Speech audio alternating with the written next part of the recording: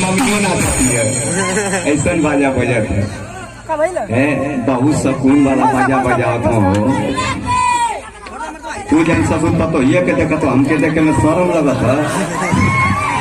अरे पतो ये ना गोर गाड़ी यही से कुल किया फाड़ के ससुराली हारत है।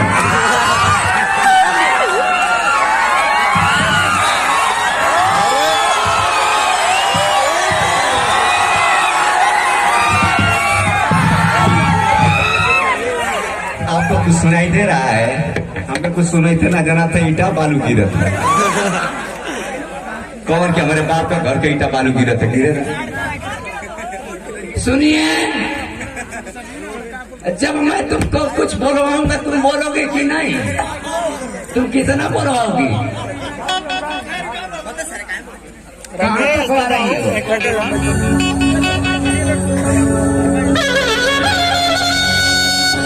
भैया भैया भैया जब मैं पकड़ रही तो तुमने समेत आए बजाइबा तो हम लोग अब लौटे गलती ना नहीं कहती।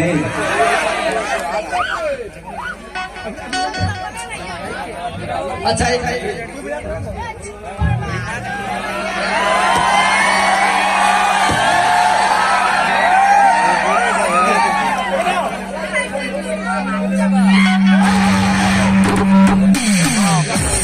बहुत धन्यवाद है। सही ससु तू बिकार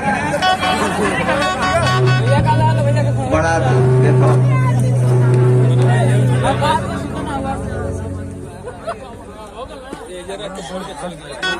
चला बढ़िया आशीर्वाद पाए सही जे बिकाए के हमारे खर्दी में बिका जा लो और हमारे बाप का नोट है तो केहू बदले हो जा जाते। अच्छा ये बताइए जी, इस समय इतने हैं लड़के, दस पढ़वन के मत पसंद करिए। ये बताओ भाई कौन है कि हमसे पसंद कर भी खा के बताओ तो। इनसे बोला है जो खड़े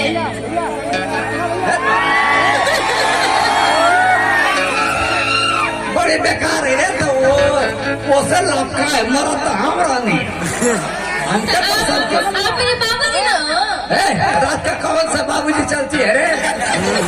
दिन में चलवाती है तो सब कोई समाज देखती है। रात का कौन सा है? आप रात दिन दोनों मेरे बाबूजी ससुर में और चलती है रे? नहीं चलती है। चलती है रे? नहीं चलता है बाबूजी। हमन कितना ससुरा चला वाला हम जानते हैं। बुढ़ा बहुत खतरनाक है। डेली अपने पतो है क्या कमाना। अरे तो का तो भर पानी में मर जाए के रहिए घोड़ा देखा कैसे ऐसा था। बहुत